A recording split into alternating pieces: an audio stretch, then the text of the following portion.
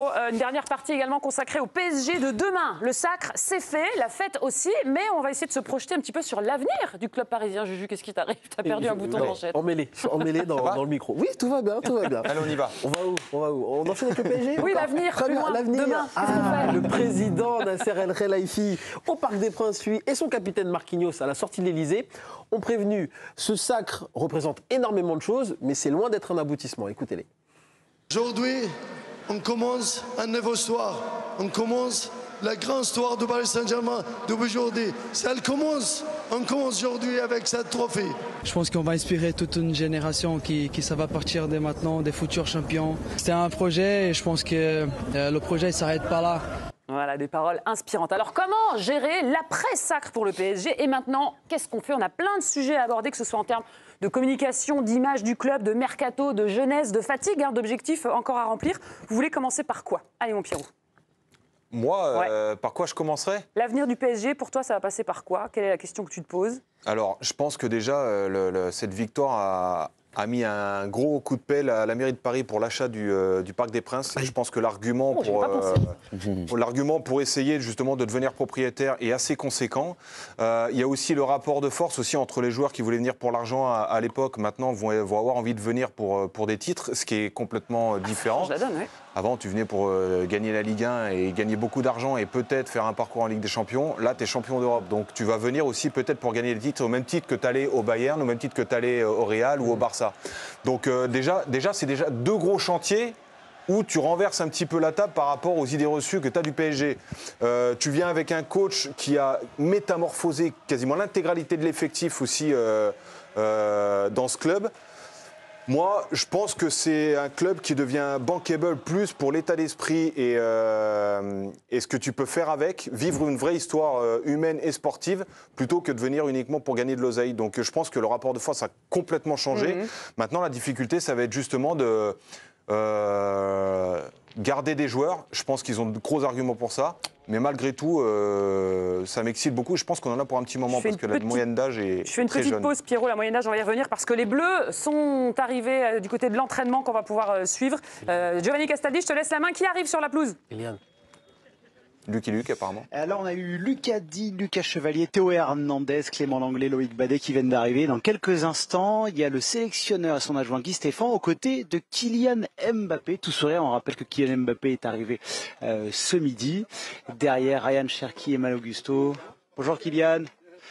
Derrière, on a Randal Colomwani, Pierre Kaloulou, Ryan qu'on a vu en conférence de presse tout à l'heure. Ça va Ryan? Et Matteo Guendouzi. Et voilà, tout le monde arrive tranquillement. On aperçoit Adrien Rabiot, Brice Samba, Ibou Konaté qui est là, Michael Olise en train de parler avec Aurélien Tchouameni. On a vu également Manu Koné qui était présent en conférence de presse tout à l'heure. Bonjour Adrien. Et Mike Maignan également est présent. Les photographes. Voilà. Et t'as pas les noms? Les photographes aussi. Là, j'ai pas les noms sur les photographes. Merci Joe. On retournera. Voilà, l'entraînement qui va pas débuter. Vas-y. Juste l'entraînement qui va pas débuter tout de suite, France, parce que vous l'avez dit tout à l'heure, il y a l'entraînement est également ouvert au public, donc il y aura une petite séance de dédicace et puis après ils fouleront la pelouse du stade Pibaro. Parfait, cette belle image de Didier Deschamps qui parle à Kylian Mbappé. On retournera du côté de Clairefontaine pour voir quelques images de cet entraînement avec Giovanni un petit peu plus tard. On revient sur notre thème après-sacre. Qu'est-ce qu'on fait pour le PSG? Tu commençais à parler de communication. Monsieur Duchet, oui. Non pas Duchesse. Toi c'est aussi cet aspect émotion, amour du club que tu as envie qu'il change. Et j'ai envie que ça aille plus loin et que ça emmène le foot français. On est dans une période clé de notre championnat de France. On ne sait pas comment sera diffusé le championnat. Ah oui. Oui. La plupart des clubs sont en difficulté financière. Là, le Paris Saint-Germain, pour la France, a mis fin à 32 ans de disette. Donc, Pierre l'a dit tout à l'heure, ça va peut-être changer un petit peu les propos des Marseillais et du club marseillais. Ils ne sont plus les seuls. Ils resteront toujours les premiers, mais ils ne sont plus les seuls. Voilà. Et dans l'état d'esprit et dans le style de jeu, ils ont montré beaucoup de choses depuis 6 mois. Et c'est la consécration du foot, du bon foot et d'un club qui fonctionne enfin correctement. C'est facile de le dire après avoir gagné. Est-ce qu'on aurait dit la même chose s'ils avaient perdu cette finale? Peut-être avec un peu plus de nuances, mais je pense qu'on pouvait se permettre de le dire. Donc moi, j'ai envie que ça aille plus loin. On a vu beaucoup de positifs autour de tout ça. Ouais. Donc il faut que ça devienne une vraie locomotive et que les clubs derrière aient encore profite. plus envie de battre le PSG. Aujourd'hui, tu vas recevoir le PSG, tu vas aller au Parc des Princes. Évidemment, c'est le champion d'Europe et c'est une équipe incroyable. Il faut avoir envie de les taper. Il ne faut plus avoir peur de ce club-là et il faut essayer d'aller les chercher. Parce que finalement, si on prend dans l'autre sens, le PSG avec cette équipe, l'année prochaine, ils peuvent être champions avec 25 ou 30 points. Parce qu'ils sont au-dessus de tout le monde et que s'ils continuent à bien travailler, ils vont être incroyables. Dans le même temps, ils vont peut-être avoir envie de regagner la Ligue des Champions.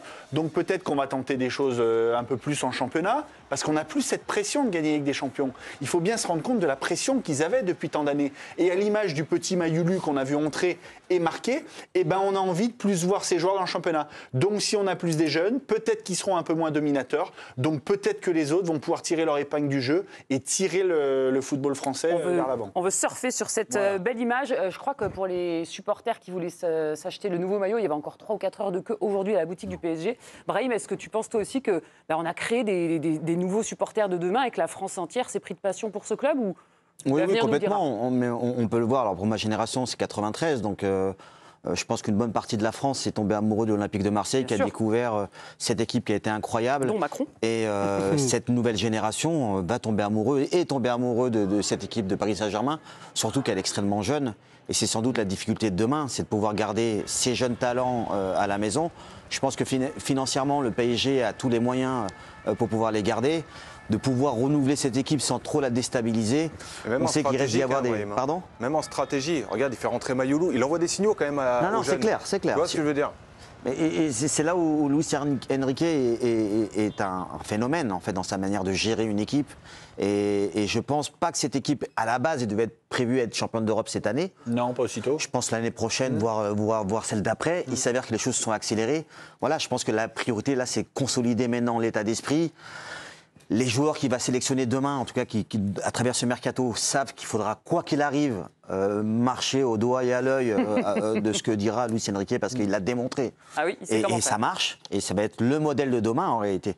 Donc voilà, c'est là où ça va être un peu, sans prendre la grosse tête, garder ces jeunes talents, préparer un peu le futur aussi.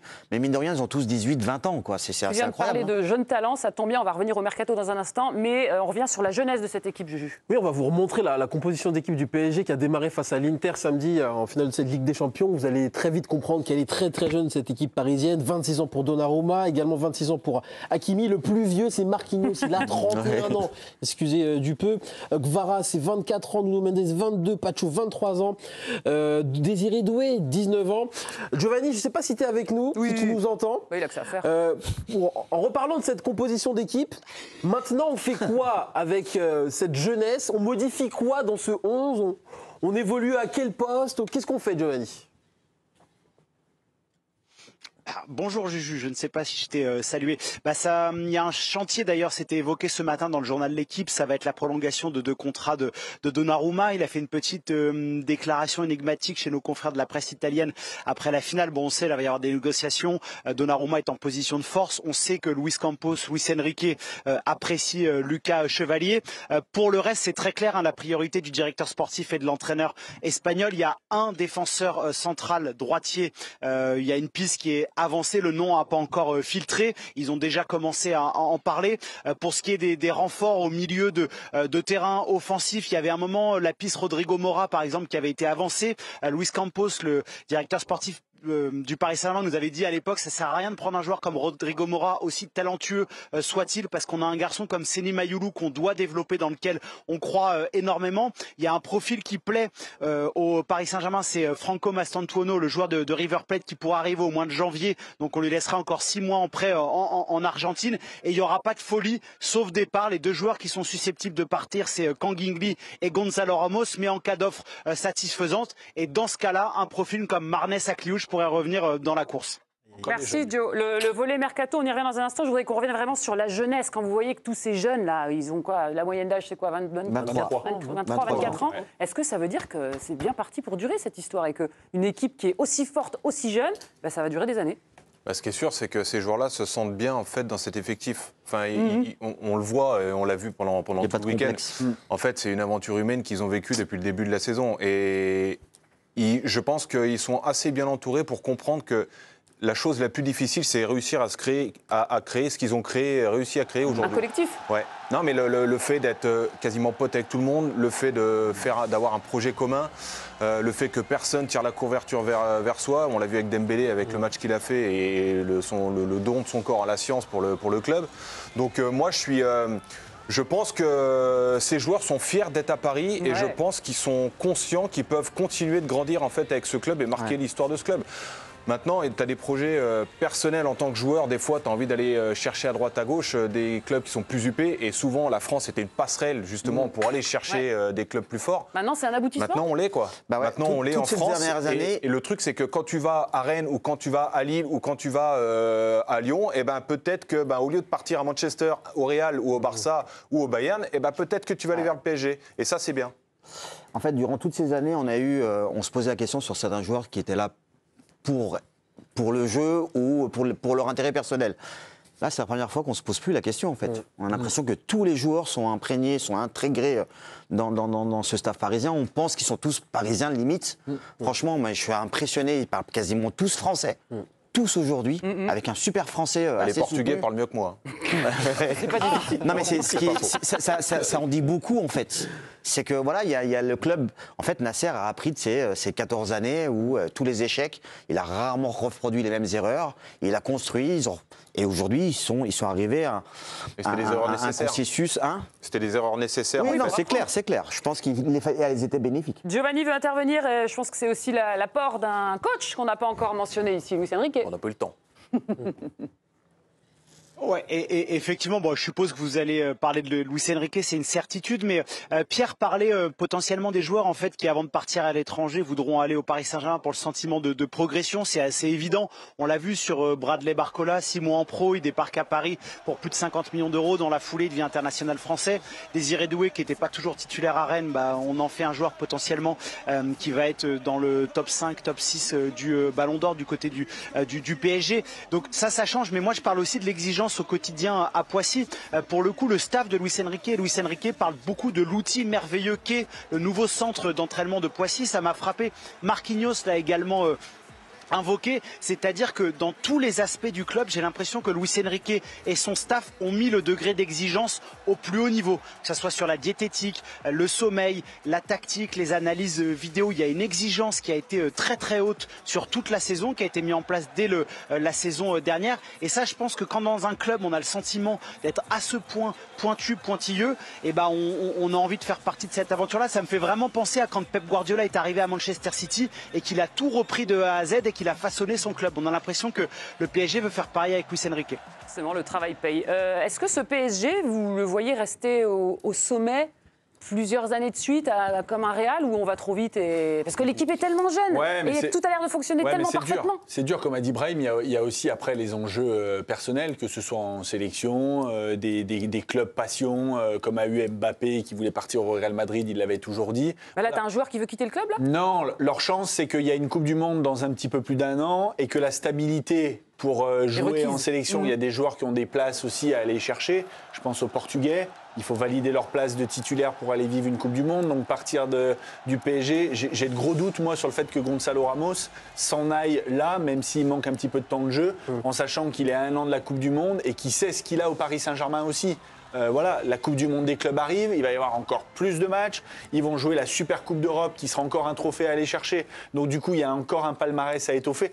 Pour moi, c'est impossible de se projeter plus loin que sur l'année qui arrive. C'est impossible. Oui, tout est prometteur parce qu'il y a les jeunes, mais voilà, la seule chose qu'on peut espérer, et surtout les supporters du Paris Saint-Germain, c'est ce qu'a dit Giovanni, c'est que le club continue à se construire autour de Luis Enrique. Et on le sait, il y a des jeunes qui poussent derrière. Il y a Zahir Emery qui est là. Zahir Emery, on a l'impression qu'il a 35 ans. Il a 20 balais. Désiré Doué, il a 20 ans demain ou dans 2 jours. Donc voilà, le petit Mayoulou, le travail, il est là en fait. Mais il faut que ce soit Luis Enrique qui ait les clés du camion. Ouais, mais il faut faire attention quand même. Mais il faut faire attention à ça parce que c'est pas non plus le grand Manitou. Non, mais c'est parce que il est exigeant. Hein. L'exigence sur plusieurs saisons, c'est dur. Ça use. Enfin, c'est pas facile à pas entretenir. qu'on puisse reproduire ça une année. Non, mais je pense que, par exemple, le recrutement, je pense qu'il peut être plus tourné par rapport à, à un comportement et une personnalité, plus que par rapport à son talent de footballeur. Et c'est une direction qu'ils ont pris, quand on voit qu'ils ont recruté Gonzalo Ramos, qui n'a pas bronché, Lucas Hernandez, qui est revenu de blessure, qui n'a pas joué quasiment la moitié de la saison. C'est difficile pour un champion du monde. Oui, mais Enrique. il sait faire, mais à un moment donné, tu sais faire, mais à un moment donné, quand tu es joueur de foot, tu dis, ah, ce serait bien que je joue quand même un petit peu quand même. Donc j'aimerais bien être important. Non, honnêtement, juste pour finir, c'est là, ils sont sur le fil. Maintenir ça, ça va être très, très, très compliqué. Mais je pense que la souplesse qu'a acquis Luis Enrique, justement, pour avoir son autocritique et calmer un peu le jeu de temps en temps, elle est indissociable de la réussite du PSG. Donc et il y a un petit mot pour Nasser, quand même, qui a réussi à faire en sorte de laisser les clés du camion à quelqu'un.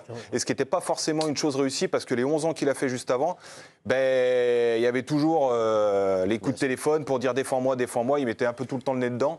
Là, il s'est complètement mis à part. Et je ne pense pas que ce soit très simple, quand c'est ton bébé, de le laisser à quelqu'un d'autre. Luis Enrique, il reste. Mercato, ça ne bouge pas. Il reste à la maison. Il a prolongé jusqu'en 2027 récemment. Luis Enrique, non, il ne devrait pas partir. Moi, j'aimerais évoquer le capitaine, Marquinhos.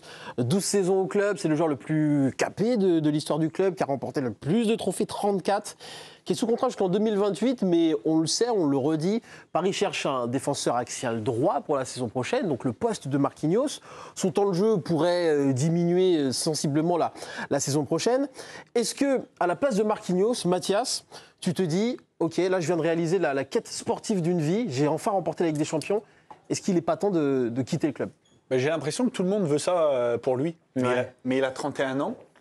Il est heureux à Paris, sa famille est heureuse. Je disais tout à l'heure, on a l'impression qu'il est parisien, mais je pense qu'en fait... Il a invité 80 proches pour la finale de la Ligue des Champions. Ça ressemble... Et alors ? Quelque part à une apothéose, à... Moi, j'avais invité 100 personnes au finale de Coupe de France, j'ai pas joué une minute et je suis resté. Hein. Bravo. Non, mais il lui reste 3 ans de contrat.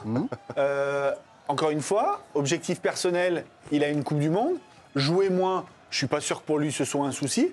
D'être géré, qu'ils aillent chercher quelqu'un pour préparer l'avenir, il n'y a pas de souci. On parle d'un mec qui a 31 ans quand même. Et on parle d'un mec qui a 31 ans, qui physiquement, finalement, a été régulier tout au long de la saison, malgré des petits pépins de temps en temps. Non, évidemment que la question se pose quand quelqu'un a fait 12 ans, qu'il a autant galéré, et on l'a vu dans ses célébrations, il a gagné. Ok, mais ça reste son travail. Demain, ok, il part. Mais pour aller où ? Quelles sont ses ambitions ? Qu'est-ce qui pourrait le faire kiffer ? Quel club ? Quel championnat ? Il n'y a pas de souci. S'il y a des pistes, peut-être qu'il le dira un jour, bah voilà, j'ai tout vécu avec Paris, je vais aller voir ailleurs. Mais moi, si je me mets dans ces baskets aujourd'hui, pourquoi je quitterais ce club-là ? Je suis capitaine, ma vie à Paris, elle est fantastique, j'ai un gros salaire, l'équipe, on l'a dit, elle est jeune, elle est performante, il se régale. Mais vous avez vu sa joie sur les buts, dans ce club. Il est tout derrière à se régaler, à regarder cette équipe jouer, à marquer les buts. Enfin, c'est fantastique, quoi. Emmener ces mecs-là ensemble. Et si demain on lui dit, bah écoute Coco, par contre tu vas jouer que 30 matchs, de temps en temps on mettra un peu plus Beraldo, il y aura plus Hernandez, on va peut-être avoir une recrue, c'est pas la personne qui va dire, ah bah non les gars, moi je suis là, je vais jouer 50 matchs. Je pense vois pas bien du tout. finir là-bas, moi. Ouais, moi aussi. Bah ouais. Je sais pas, S'il avait 34 ou 35, je pense qu'on verrait différemment. On pourrait dire, il a eu le Graal. Je vais dire un truc, Mathias. Faire 12 ans dans un club, déjà faire 2, c'est dur. 12 ans, enfin, t'as passé le cap des je m'ennuie ici, parce qu'il les a tout, ça a été en haut, tout en bas. Là, si t'en fais 12, tu peux en faire 17, hein. C'est pas un problème. Avant de conclure, je voudrais juste qu'on parle des derniers objectifs sur le terrain, parce qu'il reste des coupes, des trophées à aller chercher pour Paris. Il y a la Coupe du Monde des clubs pour le Paris Saint-Germain, là, ça va être dès le 15 juin, un match contre l'Atlético. Ensuite, il y aura Botafogo 5 jours plus tard. Il y aura Seattle Sounders le 23 juin.